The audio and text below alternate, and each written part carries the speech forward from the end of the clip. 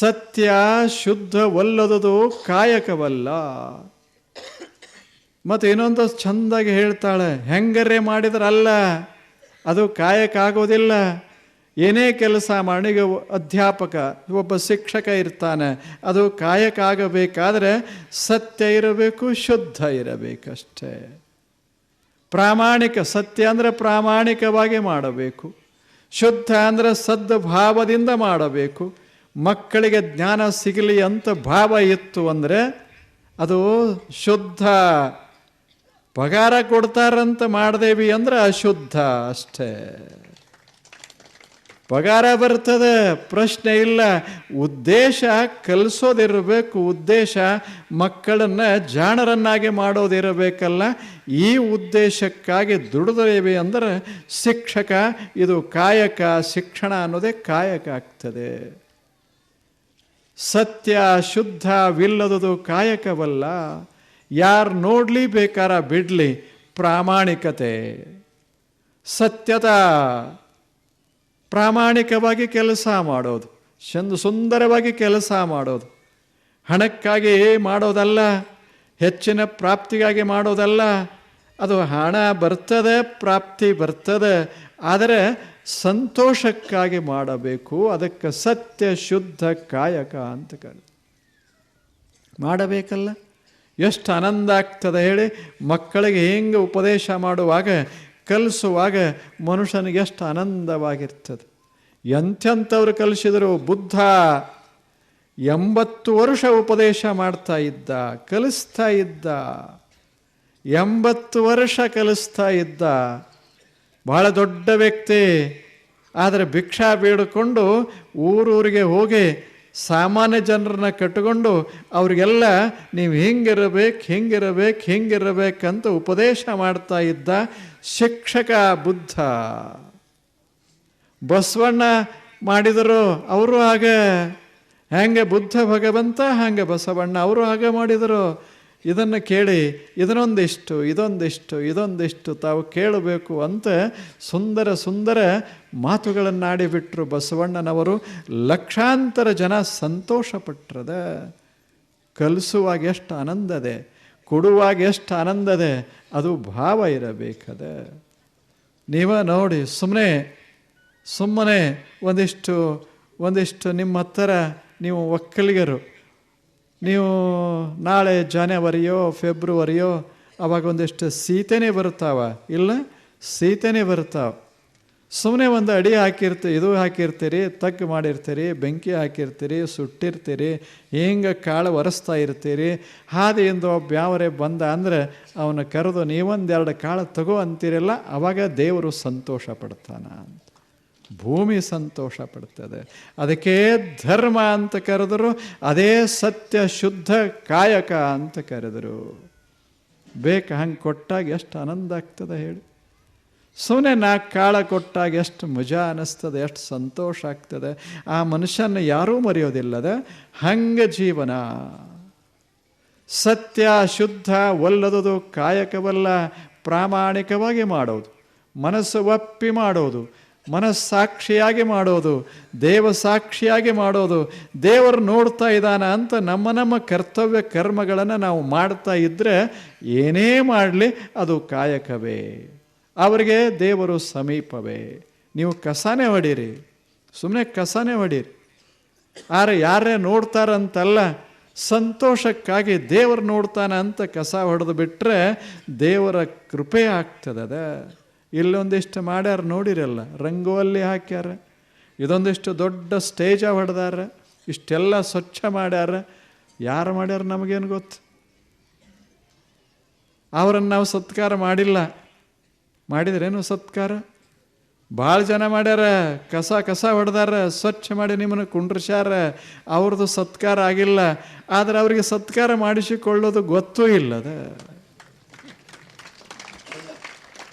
ಆದ್ದರಿಂದಲೇ ಮೌನವಾಗಿ ಆನಂದ ಪಡ್ತಾರೆ. ನಾವು ಕಸ ಹೊಡೆದೇವಿ, ಇಷ್ಟು ಜನ ಕೂತರು, ಭಗವಂತನೇ ನನಗೆ ಆನಂದ ಆಗಿದೆ. ಅದೇ ಸತ್ಕಾರ, ಅದು ದೊಡ್ಡ ಸತ್ಕಾರ. ಅದು ಹಿಂಗೆ ಭಾವ ಇಟ್ಟು ಹೊಡೆದೇವಿ ಅಂದರೆ ಅದಕ್ಕೇನಂತೇವಿ? ಕಾಯಕ ಅಂತ ಕರಿತೇವಿ. ಭಾಳ ಚೆನ್ನಾಗಿದೆ. ಅಕಸ್ಮಾತ್ ಹಂಗೆ ಮಾಡಲಾರ್ದೆ ನಮ್ಮ ಹೆಸರು ತಗೊಳ್ಳಿಲ್ಲ, ನಾ ಕಸ ಹೊಡೆದಾವ, ನಾ ಕಟ್ಟದಾವ ಅಂದ್ರೆ ಹೋಯ್ತಲ್ಲಿಗೆ. ಮಾಡಿದೆ ನೆಂಬುದು ಮನದಲ್ಲಿ ಹೊಳೆದರೆ ಏಡಿಸಿ ಕಾಡಿತ್ತು ಶಿವನ ಡಂಗುರ. ಮಾಡಿದನು ಎನ್ನದಿರಾ ಲಿಂಗಕ್ಕೆ, ಮಾಡಿದೆ ನೆನ್ನದಿರಾ ಜಂಗಮಕ್ಕೆ, ಮಾಡಿದೆನೆಂಬುದು ಮನದಲ್ಲಿ ಹೊಳೆದರೆ ಏಡಿಸಿ ಕಾಡಿತ್ತು ಶಿವನ ಡಂಗುರ. ಯಾಕೆ ಸುಮ್ಮನೆ ಮಾಡೋದು, ಮಸ್ತಾಗಿ ಮಾಡೋದು. ತಾಯಿ ತೊಟ್ಲ ತೂಗ್ತಾಳೆ, ಮಗು ಒಂದು ಮಲಗಿರ್ತದೆ, ಶಿಸ್ತಾಗಿ ಹಾಡ ಹಾಡ್ತಿರ್ತಾಳೆ. ಅಳೋ ಹುಡುಗ ಸಾವಕಾಶ ಮಲ್ಕೋತದೆ, ಆನಂದ ಪಡ್ತದೆ, ಮಲಗಿಸ್ಯಾಳ, ಹಾಡ್ಯಾಳ, ತೂಗ್ಯಾಳ. ಆದರೆ ಯಾರ ಮುಂದೂ ಹೇಳೋದಿಲ್ಲ ನಾ ತೂಗೇನಿ, ಇಲ್ಲೇನು ನಾನು ಹಾಡೇನಿ ನಮ್ಮ ಹುಡುಗನಿಗೆ, ನೀವು ನನಗೆ ಸತ್ಕಾರ ಮಾಡ್ರಿ ಅಂತ ಯಾರು? ಆಕೆ ಎಂದೂ ಆ ಭಾಷೆನೇ ಬಳಸೋದಿಲ್ಲ. ಮತ್ತು ಕೇಳಿದ್ರೆ ಹೇಳ್ತಾಳೆ ನಮ್ಮ ಹುಡುಗ ಭಾಳ ಚಲೋ ಮಕ್ಕೋತದ ಅಂತ ಹೇಳ್ತಾ, ಅದು ಅಳ್ತಿರ್ತದೆ. ಎಷ್ಟು ಚೆನ್ನಾಗಿ ಉಣಿಸ್ತಾಳೆ, ತಿನ್ನಿಸ್ತಾಳೆ. ಆದರೆ ನಮ್ಮ ಹುಡುಗ ಉಂಡಿಲ್ಲ ಅಂತಾಳೆ, ತಿಂದಿಲ್ಲ ಅಂತಾಳೆ. ಯಾಕೆ? ಒಳಗೆ ಅಹಮ್ಮಿಲ್ಲ, ಮಾಡಿದೆ ನೆಂಬುದು ಮನದಲ್ಲಿ ಹೊಳದೇ ಇಲ್ಲ. ಹಾಗೆ ಮಾಡ್ಕೋತಿರೋದಕ್ಕೆ ಶುದ್ಧ ಕಾಯಕ ಮಾಡೋದು, ದೇವ ಸಾಕ್ಷಿಯಾಗಿ ಮಾಡೋದು. ನಮ್ಮ ಮ್ಯಾಲಿನ ಆಫೀಸರ್ ನೋಡ್ತಾರಂತ ಮಾಡೋದಲ್ಲ, ಅದರ ಮ್ಯಾಲಿನ ಆಫೀಸರ್ ನೋಡ್ತಾರಂತ ಮಾಡೋದಷ್ಟೇ.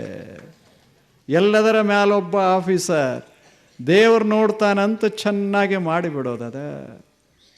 ನಾವು ಇವ್ರ ಕಣ್ಣು ತಪ್ಪಿಸ್ಬೋದು, ನನ್ನ ಕಣ್ಣು ನೀವು ತಪ್ಪಿಸ್ಬೋದು, ಮ್ಯಾಗಿನವನ ಕಣ್ಣು ತಪ್ಪಿಸೋಕೆ ಎಲ್ಲಿ ಆಗ್ತದೆ ಹೇಳಿ? ಅವಂದು ಕಣ್ಣು ತಪ್ಪಿಸ್ಬೋದು, ನಿಮ್ಮ ಎದೆಯಾಗಿನ ದೇವರ ಕಣ್ಣು ತಪ್ಪಿಸೋಕೆ ಎಲ್ಲಿ ಆಗ್ತದೆ ಹೇಳಿ? ಎಲ್ಲಿ ಆಗ್ತದೆ?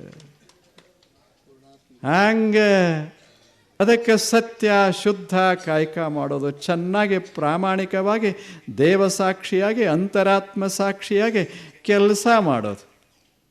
ಆ ಬಳಿಕ ಶುದ್ಧ ಭಾವ. ಇದರ ಪ್ರತಿಫಲ ನನಗಷ್ಟೇ ಅಲ್ಲ, ಏನು ಬರ್ತದೆ ನನಗೊಂದಿಷ್ಟು. ಭಗವಂತನೇ ನಿನ್ನ ಜಗತ್ತದಲ್ಲ, ನಿನ್ನ ಜಗತ್ತನ್ನು ಸುಂದರ ಮಾಡೋದಕ್ಕೊಂದಿಷ್ಟು. ಇಷ್ಟ ಅಂದರೆ ಸತ್ಯ ಶುದ್ಧ ಕಾಯಕ. ಅದು ಕಾಯಕ.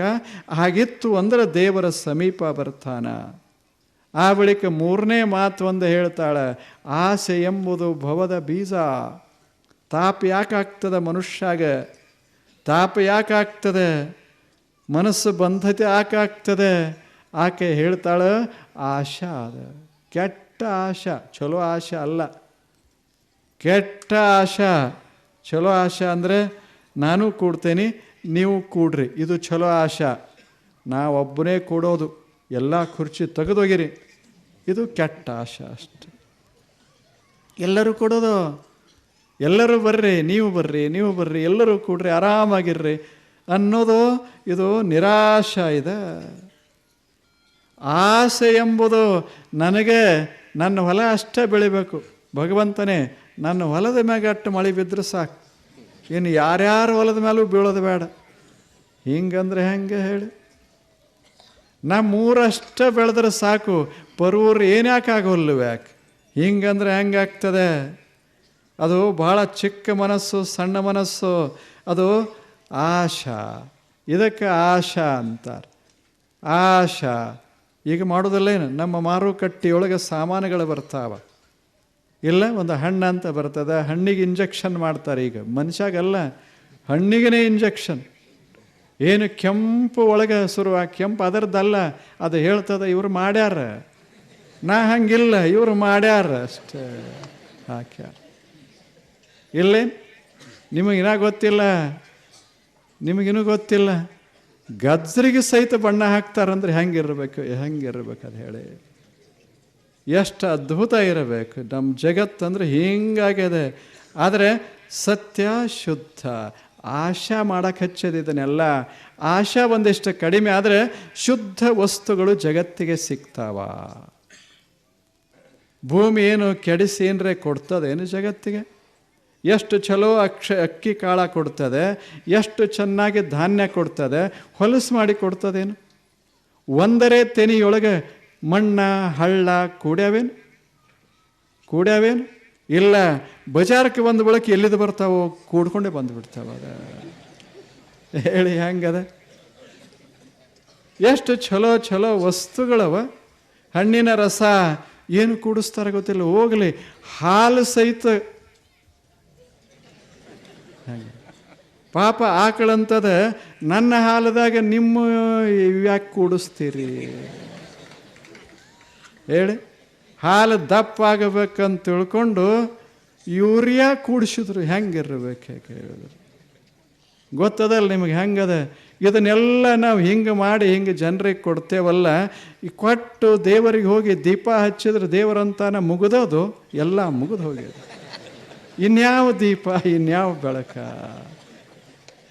ಎಷ್ಟು ಆಕಳ ಸಹಿತ ಇಷ್ಟು ಸ್ವಚ್ಛ ಹಾಲ ಕೊಟ್ಟು ಕುಡಿಲಿ, ಜನ ಕುಡಿಲಿ, ಸಂತೋಷ ಪಡಲಿ ಅಂತಂದ್ರೆ ಅದನ್ನು ಕೆಡಿಸಿ ಒಳಗೆ ಏನರೇ ಹಾಕಿ ನೀವು ಮಾಡ್ತಿ ಅಂದಾಗ ಮುಗೀತೋ ಇಲ್ಲಿಗೆ. ನಿನ್ನ ಭಕ್ತಿ ಬೇಡ, ನಿನ್ನ ಪೂಜಾ ಬೇಡ, ನಿನ್ನ ಗುಡಿ ಬೇಡ, ಏನು ಬೇಡ. ತಗೊಂಡು ಏನು ಮಾಡೋದ? ಪ್ರಾಮಾಣಿಕನೇ ಇಲ್ಲದೆ ಇದ್ದರೆ ಆಸೆ ಹಿಂಗೆ ಮಾಡ್ಸಕ್ಕೆ ಶುರುವಾಯಿತು ಅಂದರೆ ಜಗತ್ತು ಬದುಕೋದು ಹೆಂಗೆ ಹೇಳಿ? ಹೆಂಗೆ ಬದುಕೋದು? ನಿಮ್ಮದೇ ಹಳ್ಳ್ಯಾಗ ನೋಡ್ಬೇಕು, ಭಾಳ ವಿಚಿತ್ರ. ನಿಮ್ಮದೊಂದು ಜಾತ್ರೆ ಇತ್ತಂದ್ರೆ ಏನೇನು ಮಾರಾಟ ಆಗ್ತಾವ, ಏನೇನು ಆಗ್ತಾವ ಸ್ವಲ್ಪ ವಿಚಾರ ಮಾಡಿ. ದೇವರು ಭಕ್ತಿ ಅಂದರೆ ಬರೀ ಗುಡ್ಯಾಗಲ್ಲ, ಬಜಾರ್ದಾಗ ಹೇಳಿ ಏನೇನು ಮಾರಾಟ ಮಾಡ್ತೇವೆ, ಎಂತೆಂಥ ಬಣ್ಣ ಹಾಕಿ ಮಕ್ಕಳಿಗೆ ಕೊಡ್ತೇವೆ. ಅದೇನು ತಿನ್ನೋ ಬಣ್ಣ,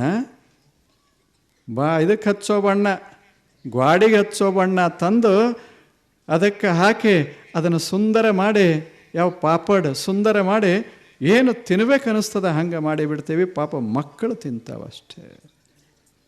ಬೇಕು ಒಂದಿಷ್ಟು ಆಸೆಗೆ ಒಂದಿಷ್ಟು ಮಿತಿ ಇರಬೇಕು. ಮನುಷ್ಯ ಇರಬೇಕು, ಗಳಿಸಬೇಕಂತ ಹಿಂಗೆ ಮಾಡಿ ಗಳಿಸೋದಲ್ಲ, ಚೆನ್ನಾಗಿರಬೇಕು ಮನುಷ್ಯ. ಹಾಗೆ ರೈತ ಬಹಳ ಜಾಣನಾಗಬೇಕು. ತಾನು ತನ್ನ ಹೊಲದಾಗ ಏನು ಸ್ವಚ್ಛ ಬೆಳಿತಾನೆ ಅದನ್ನೇ ಬಳಸಬೇಕು, ಮಸ್ತಾಗಿ ಬಳಸಬೇಕು. ನಿಮ್ಮ ಕಾಯಿಪಲ್ಲೆ ನೀವೇ ತಿನ್ನಿರಿ, ನಿಮ್ಮ ಹಣ್ಣ ನೀವೇ ತಿನ್ನಿರಿ, ಎಷ್ಟು ಚಲೋ ಇರ್ತಾವ. ಅದನ್ನು ಓದು ಶಹರಕ್ಕೆ ಕೊಟ್ಟು, ಮುಂಬೈಗೆ ಕೊಟ್ಟು ಬಾಟ್ಲಿ ಬಂದ ಬಳಕ ಕುಡಿಯೋದ್ರಾಗ ಅರ್ಥ ಏನದ? ಅದನ್ನು ಅವರು ಸಿಕ್ಕ ಹಾಕಿ ಕೊಡ್ತಾರೆ ಅಷ್ಟೇ. ನಿಮ್ಮದ ಟೊಮ್ಯಾಟೊ ಎಷ್ಟು ಚಲೋ ಟೊಮ್ಯಾಟೊ ಇರ್ತದೆ, ಅದನ್ನು ಅಲ್ಲಿಗೆ ಕಳಿಸಿ ಬಿಟ್ರಿ ಅಂದರೆ ಆ ಟೊಮ್ಯಾಟೊ ರಸ ತೆಗೆದು ಅದು ಕೆಡಲಾರ್ದಂಗೆ ಅದ್ರಾಗ ಹಾಕಿ ಅದನ್ನು ಸುಂದರ ಮಾಡಿ ಬಾಟ್ಲಾಗಿಟ್ಟು ನಿಮಗೆ ಕೊಡ್ತಾರೆ. ನೀವು 10 ರೂಪಾಯಿ ಕೊಟ್ಟ ಟೊಮ್ಯಾಟೊ ನಿಮಗೆ 500 ರೂಪಾಯಿಗೆ ಬಾಟ್ಲಿ ಕೊಟ್ಟು ತಂದು ಕೊಡ್ತಾರೆ ಅಷ್ಟೆ. ಯಾಕೆ ಕುಡಿಯೋದು? ಮಗ್ಗಲಿರುವಂಥ ಟೊಮ್ಯಾಟೊ ತಿನ್ನಬೇಕು, ಅಲ್ಲೇ ಬೆಳೆಯುವಂಥ ಗಜ್ರಿ ತಿನ್ನಬೇಕು. ಮೊದಲು ಮಾಡ್ತಿದ್ದ ಒಕ್ಕಲಿಗ ಎಷ್ಟು ಆರಾಮ್, ಅಲ್ಲೇ ಹೊಲದಾಗ ಕೈಯೊಳಗೆ ರೊಟ್ಟಿ ಇಟ್ಕೊಂಡು ಅದರಾಗ ಒಂದಿಷ್ಟು ಏನಾರೇ ಚಟ್ನಿ ಹಾಕ್ಕೊಂಡು, ಇಲ್ಲ ಒಂದು ಸ್ವಲ್ಪ ಮೊಸರ ಇಟ್ಕೊಂಡು ಕೈಯಾಗ ಹಿಡ್ಕೊಂಡು ತಿರುಗಾಡ್ಕೋತ ಅಲ್ಲೊಂದಿಷ್ಟು ತಪ್ಪಲು ಸಿಕ್ಕರೆ ತಿಂತಿದ್ದ, ಇಲ್ಲೊಂದಿಷ್ಟು ಬದನೆಕಾಯಿ ಸಿಕ್ಕರೆ ತಿಂತಿದ್ದ, ಒಂದು ಗಜ್ರಿ ತಿಂತಿದ್ರೆ ಸಿಕ್ತಿದ್ರೆ ತಿಂತಿದ್ದ. ಇಲ್ಲೇನು? ಹೌದಲ್ಲ? ಎಷ್ಟು ಮಜಾದಾಗಿದ್ದ. ಈಗ ತಾರಾಕ್ಕೆ ಹೋಗಿ ತಿನ್ನಕ್ಕೆ ಶುರು ಮಾಡ್ದೇವಲ್ಲ, ತಾರ ಅಂದ್ರೆ ಗೊತ್ತಾಗ್ತಲ್ಲ, ಪಂಚತಾರ ಹೋಟೆಲ್ಗೆ ಹೋಗಿ ಏನು ತಿನ್ನಕ್ಕೆ ಶುರು ಮಾಡ್ದೇವಿ, ಎಲ್ಲ ಕೊರತೆ ಆಗಕ್ಕೆ ಶುರುವಾಯಿತು, ಆಶಾ ಹೆಚ್ಚಾಗಿ ಬಿಡ್ತು ಅಷ್ಟೇ. ಆರಾಮಿರಬೇಕು. ನಿಮ್ಮ ವಸ್ತು ಎಷ್ಟು ಚೆನ್ನಾಗಿದೆ, ನಿಮಗೆ ಹೆಚ್ಚು ಉಳಿದ ಬಳಕ ನೀವು ಕಳಿಸ್ರಿ ಶಹರಕ್ಕೆ. ಆದರೆ ಮೊದಲೇ ಶಹರಕ್ಕೆ ಕಳಿಸಿ ನೀವು ಬಡವಾಗಬಾರದು ಅಷ್ಟೇ. ಒಕ್ಕಲಿಗೆ ಬಡವಾಗಬಾರದು. ಒಕ್ಕಲಿಗೆನಂಥ ಶ್ರೀಮಂತ ಯಾರಿಲ್ಲದ. ಅವನ ಮನೆಯಾಗೆ 2 ಚೀಲ ಜ್ವಾಳಿದ್ರೂ ಸಾಕು. 100 ಎಕರೆ ಭೂಮಿ ಯಾಕೆ ವಿಚಾರ ಮಾಡೋದು? ಬೆಲೆ ಕಟ್ಟಬಾರದು. ನೀವು ಶಹರದವ್ರ ಹತ್ರ ಹೋದ್ರೆ ಹೇಳ್ತಾರೆ 1 ಫೂಟಿಗೆ 1000 ರೂಪಾಯಿ ನೀವು ಲೆಕ್ಕ ಹಾಕ್ತೀರಿ. ನಮ್ಮದು 1 ಎಕರೆ 40,000 ಗುಣಲೇ 1000, 4 ಕೋಟಿ. ಹಿಂಗೆ ಲೆಕ್ಕ ಹಾಕಬಾರ್ದು. ಭೂಮಿಗೆ ಬೆಲೆ ಕಟ್ಟಬಾರದು. ಒಕ್ಕಲಿಗ ಅಷ್ಟದನ್ನು ಪ್ರೀತಿಸಬೇಕು, ಅದರಾಗಿಂದ ಸಂಪತ್ತು ತೆಗೆದು ಬಿಡಬೇಕು. ಅಂಥವನಷ್ಟು ಶ್ರೀಮಂತ ಯಾರದಾರ? Here the richer than the richest. ಒಕ್ಕಲಿಗನಂಥ ಶ್ರೀಮಂತ ಯಾರಿಲ್ಲ. ಯಾವಾಗಲೂ ಬ್ಯಾಂಕ್ ಇದ್ದಂಗದ, ಜೀವಂತ ಬ್ಯಾಂಕ್ ಇದ್ದಂಗೆ. ಒಕ್ಕಲತನ ಅಂದರೆ ಭೂಮಿ ಅಂದರೆ ಜೀವಂತ ಬ್ಯಾಂಕು. ಯಾವಾಗಲೂ ಫಲ ಕೊಡ್ತದೆ, ದುಡ್ದಷ್ಟು ಕೊಡ್ತದೆ. ಅಷ್ಟದು ನಾವು ಸ್ವಲ್ಪ ನೀರಾವರಿ ಯೋಜನಾ ಮಾಡಿಕೊಂಡು ಬಿಟ್ಟರೆ ನಮಗೆ ಯಾವ ಕೊರತೆ? ಭೂಮಿ ಅಂದರೆ ಅಷ್ಟು ಸಂಪತ್ತ ಕೊಡೋಕ್ಕೆ ಶುರು ಮಾಡ್ತದೆ. ನಮ್ಮ ಎಲ್ಲ ಶಾಸಕರು ಎಲ್ಲ ಅದಾರಲ್ಲ, ಜನಪ್ರತಿನಿಧಿಗಳಿದಾರ, ಅವರೆಲ್ಲರದ ಕೆಲಸ ಎಷ್ಟು ಅಂದರೆ ನಮಗೊಂದು ಸ್ವಲ್ಪ ನೀರು ಕೊಡೋದಷ್ಟೇ. ನೋಡಬೇಕದೆಲ್ಲ ನಮಗೊಂದು ಸ್ವಲ್ಪ ನೀರು, ನಮಗೆ ವಿದ್ಯುತ್ತು ಭಾಳ ಇಲ್ಲ. ಮ್ಯಾಲೆ ಹರಿತಿತ್ತಂದ್ರೆ ನಾವೆಲ್ಲಿ ವಿದ್ಯುತ್ತ ಬಯಸ್ತೇವೆ? ವಿದ್ಯುತ್ತ ಬೇಡ, ಬರೇ ನೀರು ಹರಿದು ಬರಂಗೆ ಮಾಡಿಬಿಟ್ರೆ ಸಾಕು, ಒಂದು ಕೆರೆ ಕಟ್ಟಿ ಕೊಟ್ಟರೆ ಸಾಕು, ಎಷ್ಟು ಮಸ್ತ್ ಇರ್ತದೆ. ಇದು ದೊಡ್ಡ ಕೆಲಸ, ಈಗಿನ ಕಾಲದ ದೊಡ್ಡ ಕೆಲಸ. ಅಂಥ ಕಾರ್ಯಗಳನ್ನು ಅವರು ಮಾಡಬೇಕು. ನೀವು ಮಸ್ತಾಗಿ ದುಡಿದು ತಿಂದು ಶಿಸ್ತಾಗಿರಬೇಕು, ದೇಹ ಚೆನ್ನಾಗಿರ್ಬೇಕು. ಒಕ್ಕಲಿಗೆ ಹಿಂಗಿರಬಾರ್ದು, ಯಾವಾಗಲೂ ಹಿಂಗಿರಬಾರ್ದು. ನೀವು ಚೆನ್ನಾಗಿರಬೇಕು. ಭೂಮಿ ತಾಯಿ ನೋಡಿದರೆ ಆಕೆಗೆ ಸಂತೋಷ ಆಗಬೇಕು. ನಾನು ಅನ್ನ ಹಾಕ್ತೇನೆ, ಎಷ್ಟು ಚೆನ್ನಾಗಿ ಬೆಳೆದಾನ ಹುಡುಗ ಅಂತ ಸಂತೋಷ ಇರಬೇಕು. ಹಂಗಿರೋದು ಒಕ್ಕಲಿಗ. ನೀವೇನರೇ ತಿನ್ನಬಾರದು. ಏನರೇ ಅಂದ್ರೆ ಗೊತ್ತಾಗ್ತದಲ್ಲ, ಏನರೇ ದಿವ್ಸ ಸುಮ್ಮನೆ ತಿನ್ಕೋತಿರೋದು, ಚೀಟಿ ಹರಿಯೋದು. ಅವ್ರ ಹತ್ತಿರ ಅದನ್ನು ಕಳಿಸಿ ಅವ್ರ ಕಡೆಯಿಂದ ಬಣ್ಣ ಹಾಕಿಸಿ ನಿಮಗೆ ಕಿಶಕ್ಕೆ ನೀವ್ಯಾಕೆ ತಾಪ್ ಮಾಡ್ಕೋತೀರಿ, ತ್ರಾಸು ಮಾಡ್ಕೋತೀರಿ? ನಿಮ್ಮಲ್ಲೇ ಬೇಕಾದಷ್ಟಿದೆ. ನಿಮಗೆ ತಿನ್ಬೇಕು ಅನ್ನಿಸ್ತು ಅಂದರೆ ಅಡಿಕೆ ಬೆಳೀರಿ, ಎಲೆ ಬೆಳೀರಿ, ಸಾದಾ ಎಲಿನೇ ತಿನ್ನಿರಿ. ಅದನ್ನು ತೊಗೊಂಡು ಅಲ್ಲಿ ಮುಂಬೈ ಕೊಟ್ಟು ಅವ್ರು ತಯಾರು ಮಾಡಿ ನಿಮ್ಮ ಕೈ ಕೊಟ್ಟ ಒಳಗೆ ನೀವು ತಿನ್ನೋದು ಯಾಕೆ? ಎಲ್ಲ ರೊಕ್ಕ ಹಿಂಗೆ ಹೋಗ್ತದೆ. ಹಣ ಭಾಳ ಪವಿತ್ರ ಇದೆ, ದುಡ್ಡು ಸಹಿತ ಪವಿತ್ರ. ಮಣ್ಣಾಗಿಂದ ಬರ್ತದೆ ಸಂಪತ್ತು, ಅದು ಪವಿತ್ರ. ಅದನ್ನು ಹಾಳು ಮಾಡಬಾರದು. ಚಲೋ ತಿನ್ನೋದು, ಚಲೋ ಕುಡಿಯೋದು. ಹಾಲು ಕುಡಿಬೇಕು, ಮಸ್ತಾಗಿ ಹಾಲು ಕುಡಿಬೇಕು, ಮಜ್ಜಿಗೆ ಕುಡಿಬೇಕು. ಕುಡಿತಿದ್ದಿಲ್ಲನು ಹಿಂದಕ್ಕೆ ಜನ ಮಜ್ಜಿಗೆ ಕುಡಿತಿದ್ರು. ಬಂದವ್ರಿಗೆಲ್ಲ ಮಜ್ಜಿಗೆ ಕೊಡ್ತಿದ್ರು, ಬಂದವ್ರಿಗೆಲ್ಲ ಬಾಟ್ಲಿ ಕೊಡ್ತಾರೆ. ಯಾವಾಗ ಕೊಟ್ಟಿಲ್ಲ? ಹೆಂಗೆ ಕೊಡ್ತಿದ್ರು ಜನ, ಹೆಂಗೆ ಎಷ್ಟು ಆರಾಮಿದ್ರು. ಅವೇನು ಬಡತನ ಇತ್ತು, ಮೇಲೆ ಬಟ್ಟೆ ಹಾಕೊಳ್ಳಿಕ್ಕೆ ಸಹಿತ ಇರಲಿಲ್ಲ.